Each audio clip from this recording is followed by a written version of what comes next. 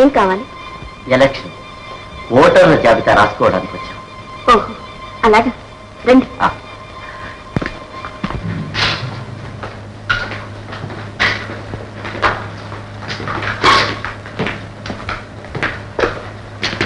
కూర్చోండి.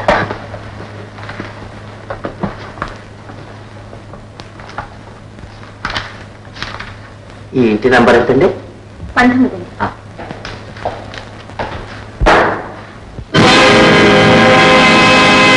ఎవరండి? Electricity department. Meter reading వచ్చారు. మీటర్ అటువైపు ఉంది.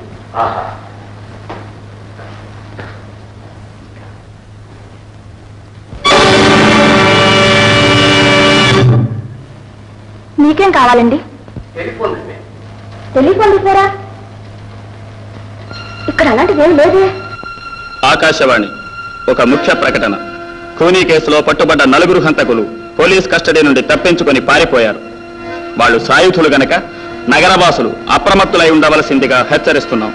ఆ 4 ఫోటోలు పత్రికలలో ప్రకటించబడినాయి. ఆ హంతకులు ఆచోకి ఏమాత్రం తెలిసినా వెంటనే పోలీసులకు తెలియపరచవలసిందిగా కోరుతున్నాం. వారి పేర్లు: పాప, చిన్న, కాదు, డేవిడ్. ఆ 4 మేమే.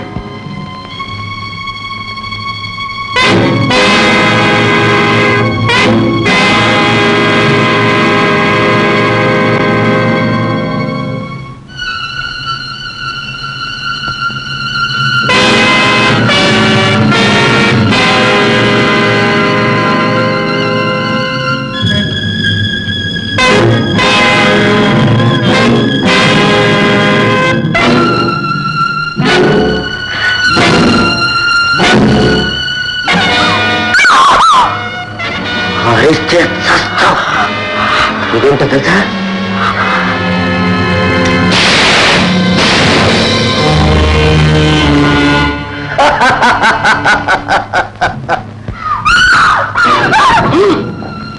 నోరెత్తావా నువ్వు? మా పాప గారి పేరు చెప్తే పక్షి నుండి ఎడుతా. పక్షి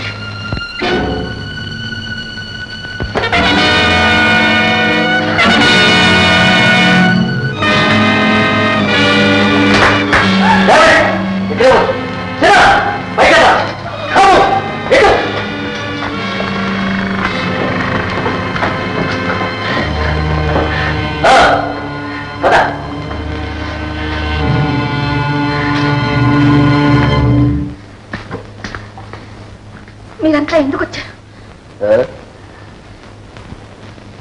ఇది రావు బహదూర్ ఆఫీస్ గదన్నమాట.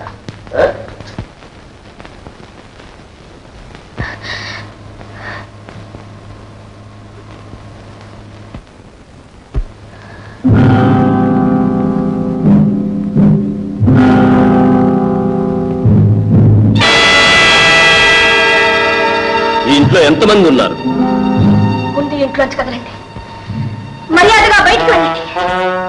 వెళ్ళకపోతే ఏం జరుగుతుందో మీకే తెలుసు. ఆత్మరక్షణ కోసం మా వారి ఇంట్లో ఉంచిన రివాల్వర్ ఇది. చెయ్యి అట్లా ఒడుకుతుంటే ఎట్లా కలుస్తాం? పాప ఆడదాన్ని. ఆడది తలుచుకుంటే ఎంతైనా కాసిస్తుంది. నేను తలుచుకుంటే ఆ రివాల్వర్ చేతులు వీల్లేదు. ఈ పాప ఆడవాళ్ళ మీద చేయి చేసుకోడు కింద పడే. వీల్లేదు. ముందు మీరంతా బయటకు వెళ్ళండి. నేను ఇక్కడికి వచ్చింది చావడానికి కాదు. అయితే మీరంతా ఎందుకు వచ్చారు? నిజం చెప్పండి. నిజం నిదానంగా తెలుస్తుంది.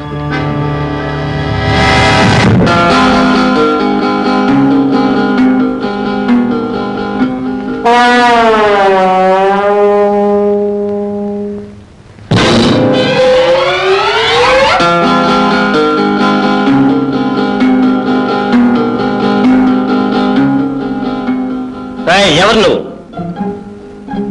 ఎంతసేపు ఎక్కడ దాక్కున్నావు? నిన్నేనా?